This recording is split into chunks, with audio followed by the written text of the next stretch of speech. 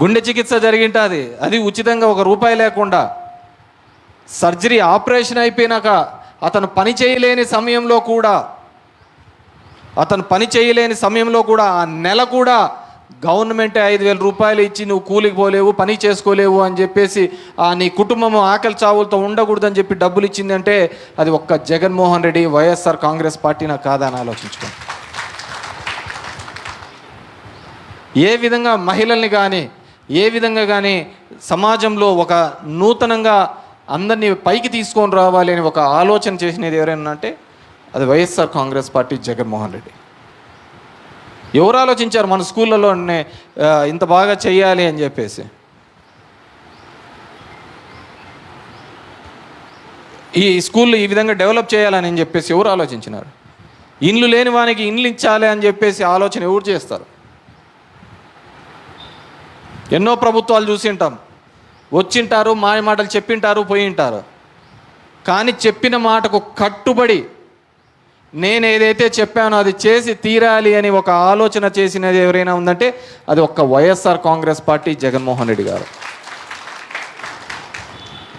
అది ఒక భగవద్గీతగా, ఒక బైబిల్గా, ఒక ఖురాన్గా పెట్టుకొని దాన్ని ఏ విధంగా మనము ప్రార్థిస్తామో దానిలో అంత గౌరవంగా చూసుకుంటామో చెప్పిన మాటను, మేనిఫెస్టోను కూడా అంతే గౌరవంగా తీసుకొని పోయిన వ్యక్తి. ఆ కాలాలన్నీ పోయినాయి. మళ్ళీ వచ్చినాడు చంద్రబాబు నాయుడు, పవన్ కళ్యాణ్, అందరూ వచ్చినారు. 30,000 మంది అమ్మాయిలు మిస్ అయిపోయినారు అన్నారు. ఆయన చెవులో ఎవడో ఢిల్లీ నుంచి ఆఫీసర్ చెవులో చెప్పినాడు అన్నాడు. 2 సంవత్సరాలు అయింది, ముగ్గురినన్నా 30,000 మందినో తీసుకొని వచ్చిన పవన్ కళ్యాణ్ అని అడుగుతున్నా.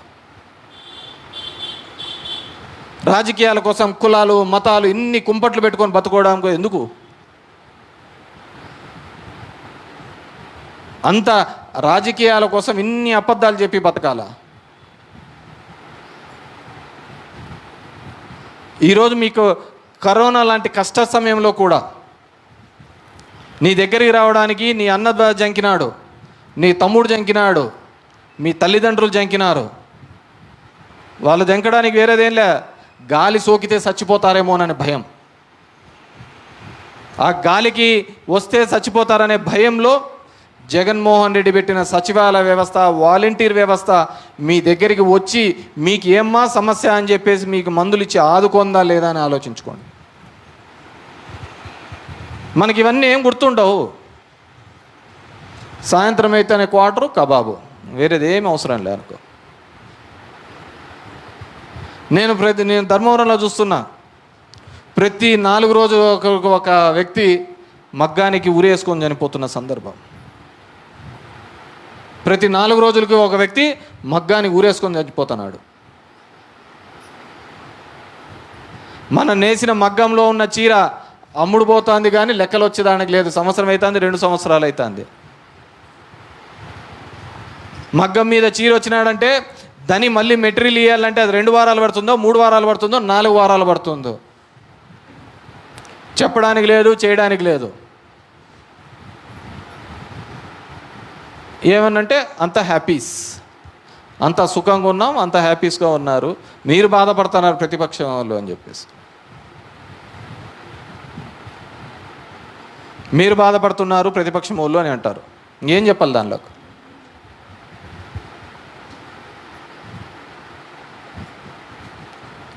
స్వతంత్ర భారతంలో ఎప్పుడూ లేనంత విధంగా మహిళా సాధికారతకు తీసుకుని వచ్చిన వ్యక్తి జగన్మోహన్ రెడ్డి గారు.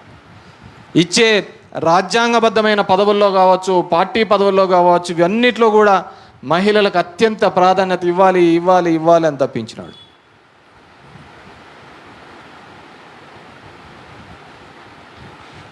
మీ అందరినీ కూడా కోరుకునేది ఒకటే, గతాన్ని గుర్తుకు చేసుకోండి.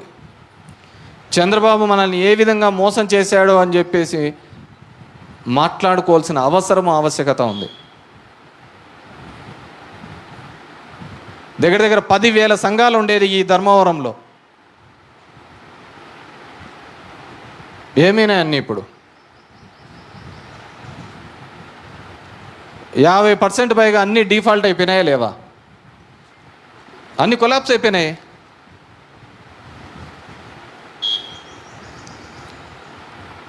కట్టేదానికి లేదు, డబ్బులు రొటేషన్లో లేదు. అప్పుడు అంటే నెల నెల వస్తాండే.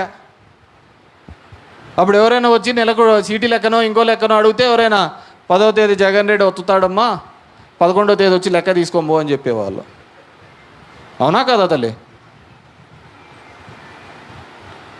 మరి ఆ రోజు దగ్గర దగ్గర 3 లక్షల కోట్ల రూపాయలు ఇదే పేద జనధనానికి డబ్బులు సహాయం చేసినటువంటి జగన్మోహన్ రెడ్డి గారు ఈరోజు చంద్రబాబు నాయుడు గారు ఎందుకు చేయలేకపోతున్నాడు? నువ్వు ఇవి చేయలేకనే కదా లడ్డు అనే పేరుతో ఒకసారి, ఇంకో అమరావతి అనే పేరుతో ఇంకోసారి జనం మీదకి ఈ విధంగా వస్తుండేది. మీరు నిన్న చూసా, అమరావతికి చట్టబద్ధత అని చెప్పి అసలుకు లోకేష్ నడుచుకుంటూ వచ్చేది, వీడియో తీసేది, ఫోటోలు తీసేది, ఇవన్నీ అని చెప్పేసి. ఏం లోకేష్ బాబు, ఏం కూటమి నాయన్న, ఏం అదే ప్రత్యేక హోదా కోసం ఎందుకు ఇంత పట్టుబట్టలేకపోయినారు మీరు అంటున్నా?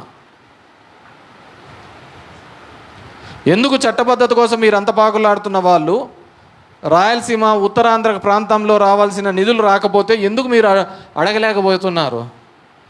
అమరావతిలో ఒకటే స్టిల్ ఉంటే చాలు. ఎందుకు చట్టబద్ధత మీద మీరు ఎందుకు అంతగా కొట్లాడుతున్నారంటే ఒకటే ఒక కారణం, మళ్ళీ 3 ఏళ్ళ తర్వాత జరిగే ఎలక్షన్లో జగన్మోహన్ రెడ్డి వచ్చాడు, మళ్ళీ ఇది ఏమైనా మాడుచాడేమోనని భయం, అంతే. మీరు వేరే చెప్పక్కర్లే. 15 ఏళ్ళు మేము ఉంటాం, 15 ఏళ్ళు మేము ఉంటాం, 15 ఏళ్ళు మేము ఉంటాం అంటేనే మీరు భయపడి చెప్తా అన్నట్టే. అది ఎవడో అంటారు చూడు, భయం ఉన్న వాళ్ళందరూ నా చుట్టూ అనుకోండి అన్నట్టు. మిమ్మల్ని ఎవరైనా అడిగినారా మిమ్మల్ని విడిపోమ్మని? 15 ఏళ్ళు కంటే 50 ఏళ్ళు ఉండమని ఎవడన్నా చెప్పినారా విడిపోండి అని చెప్పేసి? కాలే కదా. మీరెందుకు సంఘాలు కుదుకుంటున్నారు? 15 ఏళ్ళు ఉంటాం, 15 ఏళ్ళు ఉంటాం, 15 ఏళ్ళు ఉంటాం, ఇంకా దీన్ని ఎవరు మార్చలేరు, ఇంకెవరు దీన్ని మార్చలేరు అని చెప్పేసి. ఎవడు మాడుచాడు? మాడొచ్చే జగన్ రెడ్డి మాడొచ్చాడనే కదా మీ భయం. ఆ భయం కోసమే కదా మీరు ఇంతగా చేస్తున్నారు. అంటే మీరంటూ మీకు తెలిసిపోతుంది కదా రేపు పొద్దున మళ్ళీ 3 ఏళ్లలో జగన్మోహన్ రెడ్డి వస్తానాడా లేదా అని చెప్పేసి. ఎవరు చెప్పక్కర్లే, మీరే చెప్తున్నారు మళ్ళీ 3 ఏళ్ళ తర్వాత జగన్మోహన్ రెడ్డి వస్తున్నాడు అని చెప్పేసి. పీపీపీ మోడ్లో మెడికల్ కాలేజీ పిలిచిరి. ప్రభుత్వం నిర్వహించాల్సిన మెడికల్ కాలేజీలను ప్రైవేట్ వాళ్ళకి ఇచ్చేస్తాము అని చెప్పేసి పిలిచిరి బనాయప్పనే. జగన్మోహన్ రెడ్డి ఒకే ఒక స్టేట్మెంట్ వచ్చా, లేదు మీలో ఎవడైనా కానీ టెండర్లు పాల్గొన్నారంటే మళ్ళీ మీరందరూ జైల్లో పోవాల్సి వస్తుంది అని చెప్పేసి.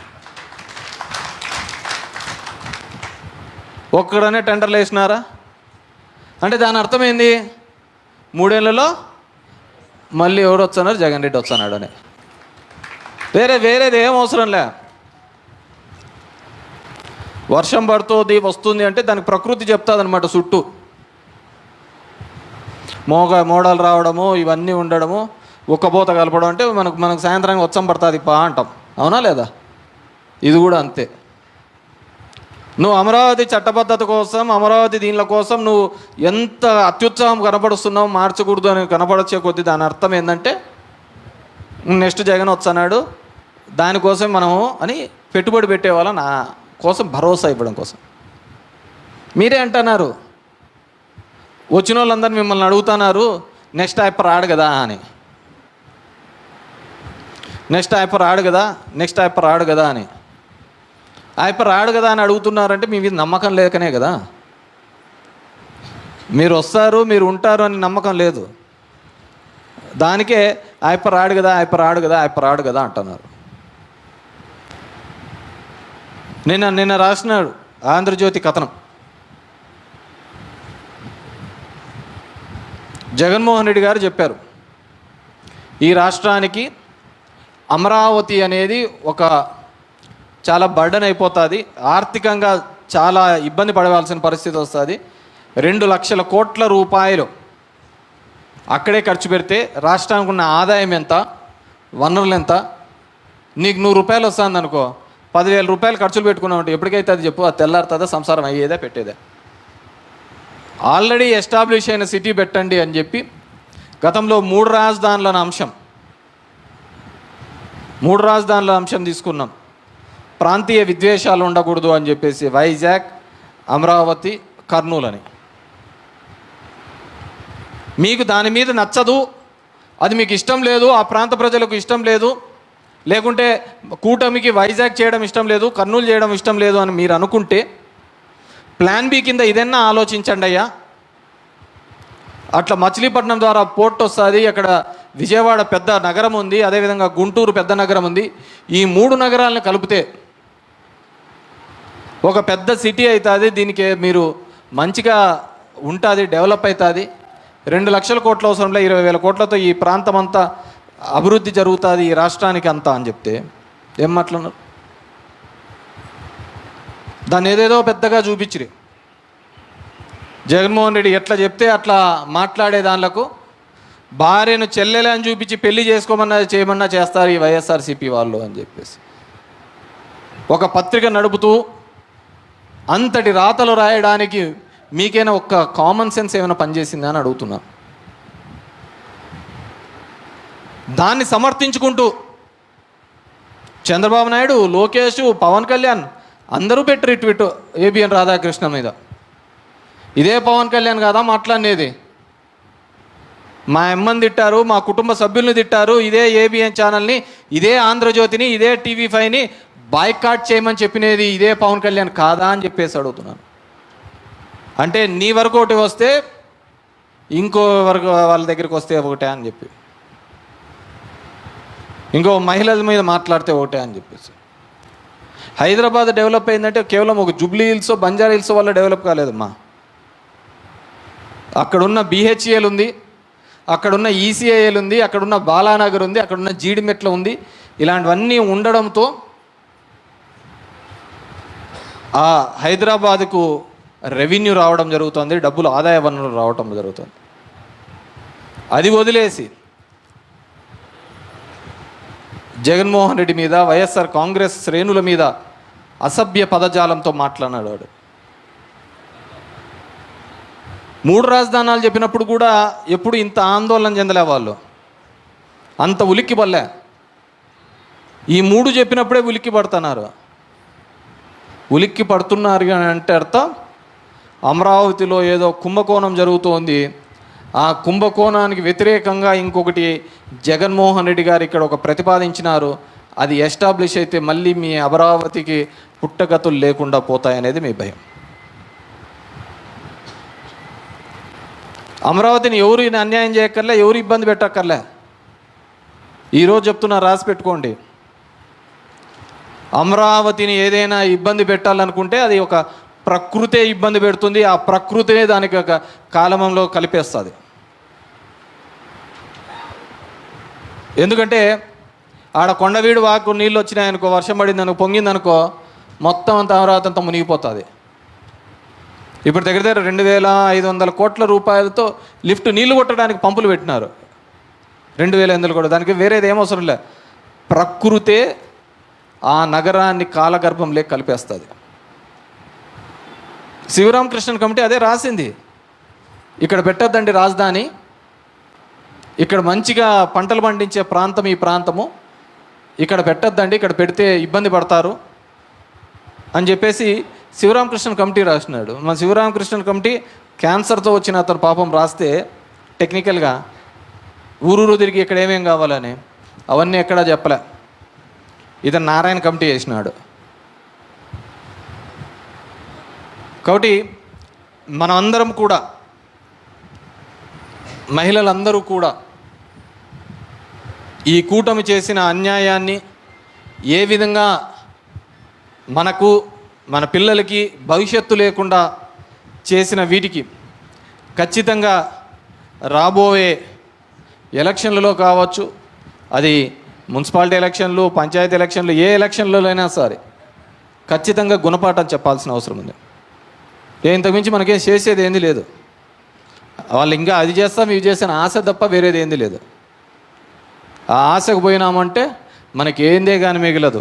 మిగిలేది ఏదన్నా ఉందంటే 100 రూపాయల క్వార్టరు, 4 కబాబ్ పీసులు తప్ప వేరేది ఏమే కానీ ఇవ్వడు. అవే లాస్ట్కు మిగులుతాయి మనకు. ఎందుకంటే మనకు చాలామందికి అలవాటు అయిపోయింది. మన కష్టం ఉన్నా, నా ఇబ్బంది ఉన్నా ఇంట్లో పెళ్ళాం పిల్లోళ్ళకి చెప్పరు, అమ్మ నాయనకి చెప్పరు. అంత ముందర క్వార్టర్ బాటిల్ వేసుకొని సాయంత్రం 6 గంటలకు కూర్చుంటే అన్నీ అయిపోతాయి, అన్ని సమస్యలు తీరిపోతాయి. ఇంట్లో సంసారం ఎట్లా నడుస్తూ ఉంటుందో తెలియదు, పిల్లల చదువు ఎలా అయిపోతూ ఉంటుందో తెలియదు, వాళ్ళు ఎలా ఉద్యోగాలు వస్తూ ఉంటాయో తెలియదు, వాళ్ళు ఎలా బతకాలో తెలియదు. సాయంత్రం 6 అయితే క్వార్టర్ అయిపోతే అసలు అన్నీ అయిపోతా ఉంటాయి. ఆ సంసారాన్ని మోసే ఇంట్లో ఆడవాళ్ళకి తెలుస్తుంది. ఆ ఇబ్బంది ఉండకూడదనే ఉద్దేశంతోనే గతంలో జగన్మోహన్ రెడ్డి గారు కావచ్చు, వైఎస్ఆర్ కాంగ్రెస్ పార్టీ కావచ్చు, వైఎస్ఆర్ గారు కావచ్చు, అందరూ కూడా ఇచ్చే ప్రతి పథకము కూడా మహిళల పేరు మీదనే ఇప్పించే కార్యక్రమం చేయడం జరిగింది.